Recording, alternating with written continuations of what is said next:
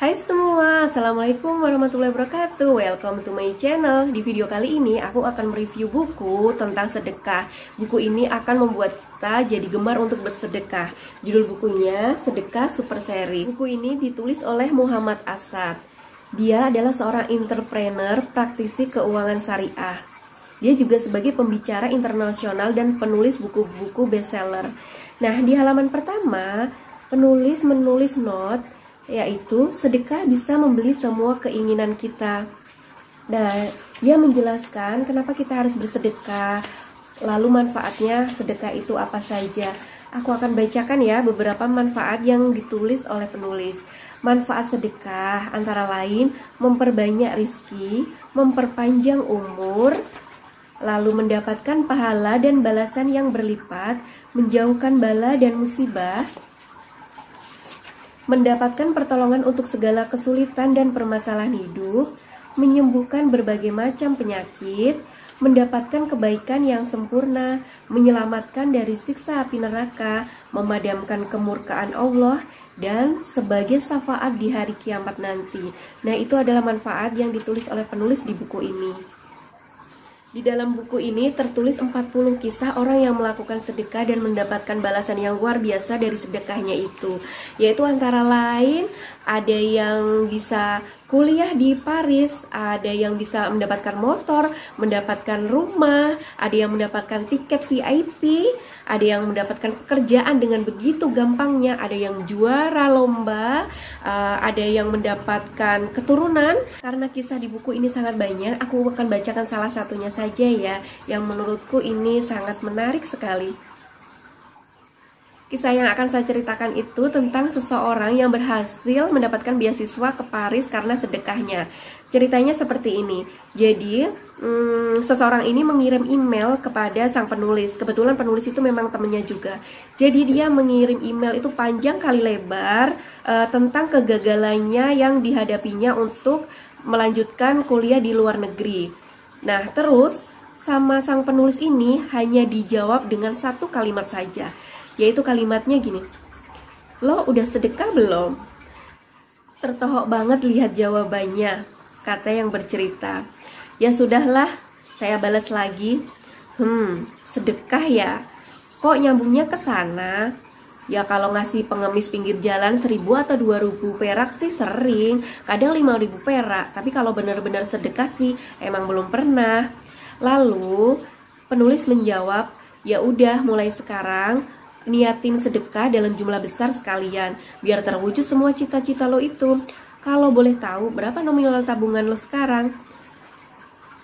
Dan dijawab oleh yang mengirim email ini, wah, ini Asad semakin menjadi-jadi. Apa urusannya coba dia pakai nanya jumlah tabungan?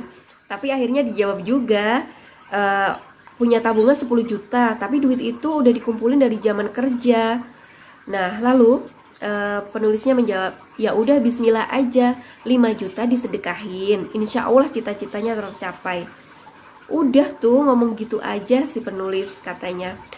Ya sebenarnya saya mau marah di waktu itu. Dalam hati saya, apa-apa nih orang gak jelas banget. Enak banget dia ngomong kayak gitu. Gak tahu apa ya perjuangan ngumpulin uang itu dengan keringat dan darah bercucuran. Dan sekarang setelah udah kumpul suruh nyedekahin. Lalu yang mengirim email ini bercerita, "Saya pun kembali galau karena perkataannya. Saya nanya lagi dong ke dia, yakin nih 5 juta? Dia jawab, yakin 100%. Cita-cita kamu ke Paris kan? Kalau sedekahnya cuma 1.000-2.000 perak ya nggak nyampe. Kasih sedekah itu terbaik buat Allah. Dan dia juga pasti akan tahu yang terbaik buat kita. Dia akan ngasih yang terbaik buat kita." Kemudian dia mengirimi ayat-ayat Al-Quran dan hadis tentang keutamaan bersedekah. "Saya mulai terenyuh nih," kata yang mengirim email. "Benar juga sih." Saya pun langsung membulatkan tekad untuk melakukan seperti apa yang dia bilang. Keesokan harinya pas bangun tidur, yang ada di otak saya adalah gue mau sedekah hari ini. Ngelanjutin apa yang disuruh. Saya langsung nyamperin mama dan bilang, "Mah, saya mau sedekah setengah dari tabungan." Mama kaget sekali. "Hah? Setengah?" "Iya." Mama yang sedang bingung itu akhirnya mendukung saya.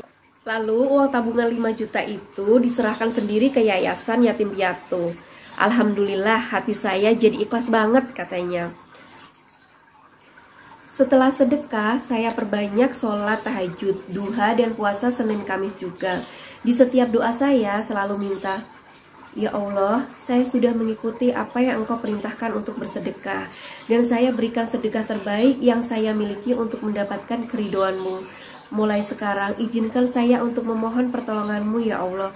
Saya ingin sekali sekolah dan kerja di luar negeri, di Perancis ya Allah."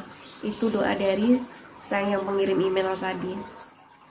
Lalu 1 bulan kemudian keajaiban itu benar-benar datang. Entah gimana caranya, ada temennya yang di Paris tiba-tiba meminta untuk menggantikan posisinya karena dia akan balik ke Indonesia. Dia sangat terkejut. Awalnya masih nyangka ini mimpi, sampai akhirnya teman saya itu benar serius nawarin kerjaan dan ngejelasin gimana kehidupan di sana. Dan sempat gak dapet izin dari mama. Tapi teman saya ini menelpon untuk meyakinkan beliau dan alhamdulillah akhirnya mama setuju. Why, my dream comes true. Tepat tanggal 20 September 2011 saya berhasil mendarat dengan selamat di Paris. Akhirnya mimpi saya yang idam-idamkan ini kesampaian juga ya. Saya merasa terlahir kembali di Paris. Saya tahu banyak yang harus kerjakan di sini demi masa depan yang cerah. Akhir kata, tidak bisa dipungkirin bahwa apa yang terjadi dalam kisah saya ini karena keajaiban sedekah. Allah mengatur dengan sangat indah dan Dia menepati segala janjinya. Bahkan Allah memberi lebih dari yang saya inginkan. Apalah arti 5 juta jika dibandingkan dengan kenikmatan dan kebahagiaan hidup yang saya rasakan sekarang ini. Alhamdulillah, sekarang saya jadi percaya banget manfaat sedekah dan kekuatan berbagi, sungguh sangat luar biasa. Demikian cerita yang ditulis oleh penulis dari orang yang mengirim email itu. Di halaman sampul belakang, penulis juga menuliskan not yang sangat bagus. Ini aku bacakan ya, karena ini sangat bagus. Tangan di atas lebih mulia dibanding tangan di bawah. Rasulullah SAW pernah mengatakan bahwa orang yang suka meminta-minta hanya akan mendapatkan kehinaan di dunia dan akhirat.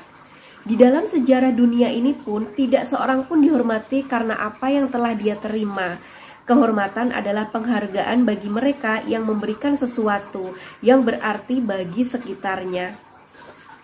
Terima kasih yang sudah menonton videoku dari awal sampai akhir. Semoga ada nilai positif yang diambil dari video ini. Semoga bermanfaat dan memberikan inspirasi untuk kita semua. Sampai jumpa di video selanjutnya. Jangan lupa di subscribe, like, dan komen ya. Assalamualaikum warahmatullahi wabarakatuh.